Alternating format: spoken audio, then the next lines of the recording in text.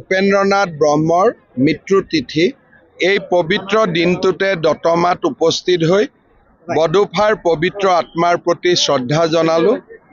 সমান্তৰালভাৱে দতমাত UPPL দলৰ আৰু BJP দলৰ নিৰ্বাচনী প্ৰচাৰ অভিযানত অংশগ্ৰহণ কৰিলোঁ। মই নিশ্চিত যে কোকৰাঝাৰ আসনত এইবাৰ আমি UPPL দলক সকলোৱে লগ লাগি এক বিপুল ভোটত বিজয়ী কৰিবলৈ সক্ষম হ'ম। মই পুনৰবাৰ কোকৰাঝাৰ সংসদীয় সমষ্টিৰ ৰাইজক UPPL দলৰ প্ৰাৰ্থী জয়ন্ত বসুমতাৰীক ট্ৰেক্টৰৰ চিনত ভোট দিবলৈ অনুৰোধ জনাইছোঁ। বৰপেটাতো আমি জিকিমেই, তাত কোনো অসুবিধাই নাই। AGP তাত জিকিবই। ধুবুৰীত মই অহাকালি যাম।